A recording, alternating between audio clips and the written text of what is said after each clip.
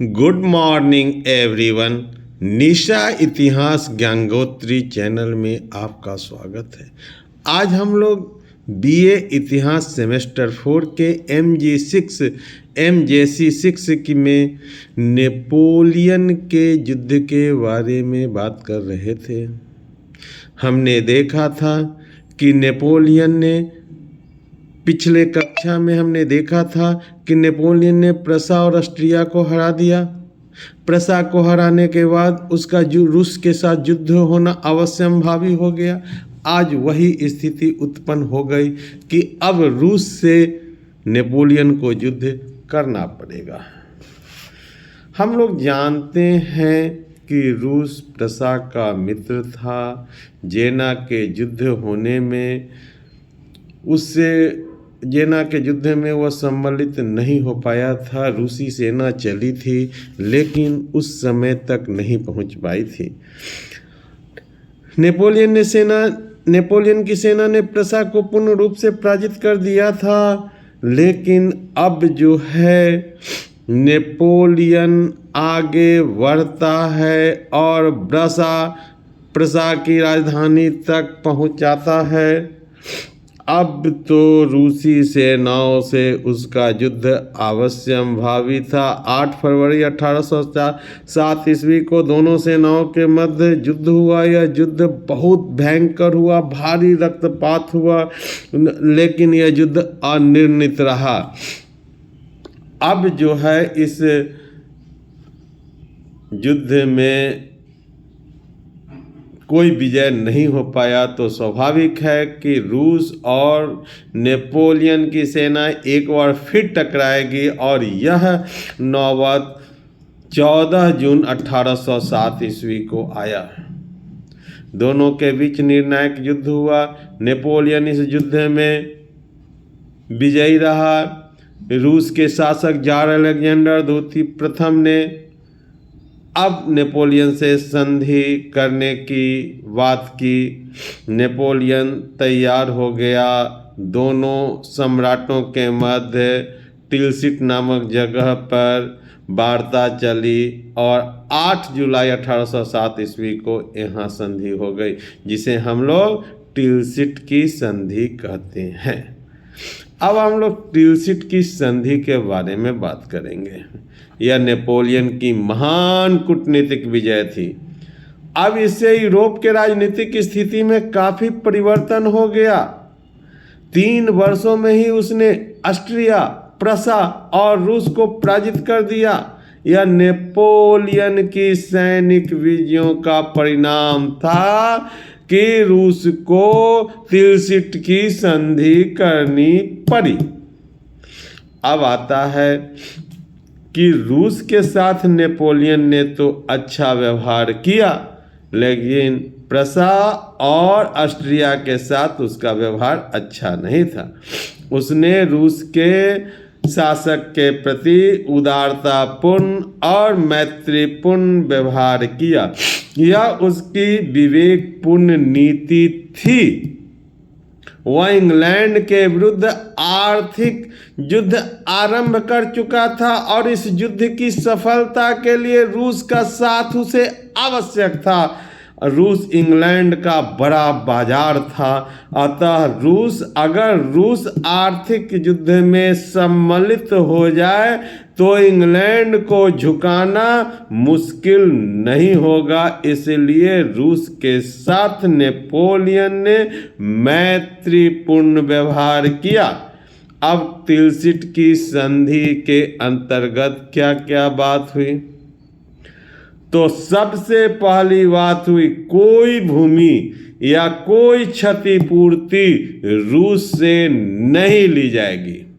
दूसरी बात हुई कि रूस यूरोप में इंग्लैंड के माल का बहिष्कार करेगा और जार के राज्यों में जार को क्या करना होगा? रूस को करना होगा कि नेपोलियन ने जो नए राज्य बनाए हैं उन राज्यों को मान्यता देनी होगी। तीसरा, अब दोनों सम्राटों ने एक गुप्त समझौता कर लिया। पश्चिम के यूरोप पर नेपोलियन और रूस और पूरब के यूरोप पर रूस अपनी इच्छा अनुसार काम करेगा।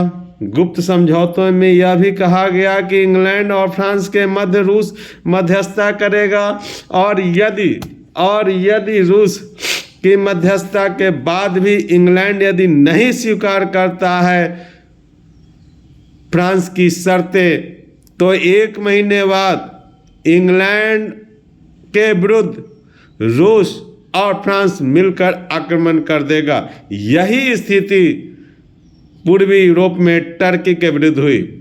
फ्रांस रूस और टर्की के बीच मध्यस्थता करेगा। यदि टर्की स्वीकार नहीं किया तो रूस और फ्रांस मिलकर टर्की पर आक्रमण कर देंगे और टर्की के राज्य को आधा आधा बांट लेंगे। अब चौथी बात आती है कि प्रसा ने जार का मित्र था। प्रसा के राजा या रूस का समर्थक था प्रसा।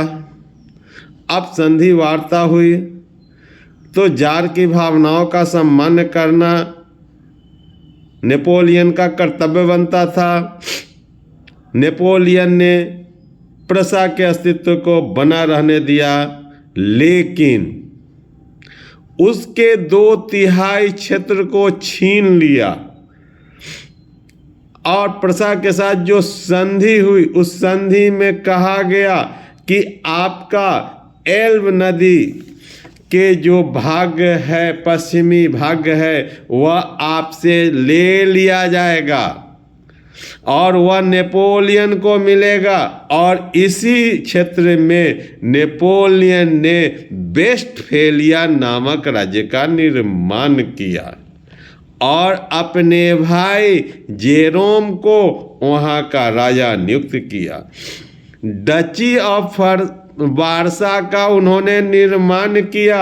वह पूर्वी प्रसा के पूर्वी क्षेत्र को छीनकर किया गया और वहाँ के शासक सेक्सनी के ड्यूक को नियुक्त किया गया। इस प्रकार जो उन्होंने जर्मनी में राइन परिसंघ बनाया था, उस राइन परिसंघ में वेस्टफोलिया और डची ऑफ वर्सा को सम्मिलित कर लिया। इसके बाद प्रसा से नेपोलियन ने भारी क्षतिपूर्ति की मांग की और यदि वह अदा नहीं कर पाएगा तो प्रसा की भूमि पर फ्रांसीसी फौजें रहेंगी। तब तक अपने बंदरगाह को भी प्रसा ने ब्रिटिश माल के लिए बंद कर दिया और प्रसा की सेना की भी संख्या घटा दी गई। उसकी सेना को कमजोर किया गया और 22,000 तक ही सेना रखने की अनुमति दे गई। अब कहता है कि नेपोलियन की शक्ति की चरम सीमा तिलसिट की संधियां थी। वह यूरोप का सम्राट बन गया। वह इटली का राजा था। उसका वेनिस पर अधिकार था। उसके मित्र और उसके सहयोगी पोप थे। उनका भाई लुई हॉलैंड का राजा था। स्पेन और डेनमार्क के राजा उसके मित्र थे। उसका भाई नेपिल्स का राजा था। उसका मित्र रूस का राजा जार था। ऑस्ट्रिया और प्रसा दुर्बल थे। वह राइन परिसंघ का संरक्षक भी था। डची ऑफ वर्सा और उसके अधीनस्थ सैक्सनी के राजा उसके नियंत्रण में थे। इस प्रकार उसकी सर्वोच्च सत्ता संपूर्ण यूरोप में स्थापित हो चुकी थी। नेपोलियन तिलसिट की परिणामों से पूर्ण रूप से संतुष्ट था। वह जार से प्रसन्न था। वह समस्त यूरोप का स्वामी बन गया था। कुछ दिन बाद नेपोलियन ने अपने मित्र जार को एक पत्र लिखा था कि तिलसिट में संपन्न हुआ काम मनुष्य जाति के भाग्य का निर्णय करेगा। ऐसा जार को उन्होंने एक लेटर लिखा था।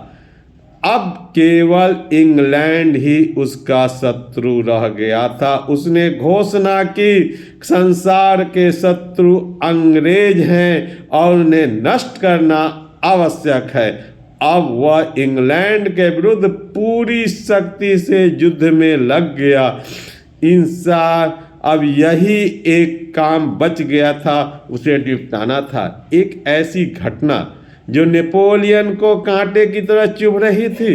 एडमिरल नेल्सन ने 21 अक्टूबर 1805 ईस्वी को ट्राफलगार के युद्ध में, सामुद्रिक युद्ध में फ्रांसीसी और स्पेनी जहाजी बेरों को नष्ट कर दिया था। यही एक घटना थी जो नेपोलियन को झकझोर देती थी। अतः इस घटना का बदला नेपोलियन हर हालत में इंग्लैंड से लेना चाहता था। तो ऐसी परिस्थितियां जब उत्पन्न हो गई तो इंग्लैंड से युद्ध अवश्यंभावी हो गया। थैंक यू, धन्यवाद। आप लोगों से आग्रह है कि निशा इतिहास गंगोत्री चैनल को सब्सक्राइब कीजिए, लाइक कीजिए, शेयर कीजिए। थैंक यू, धन्यवाद।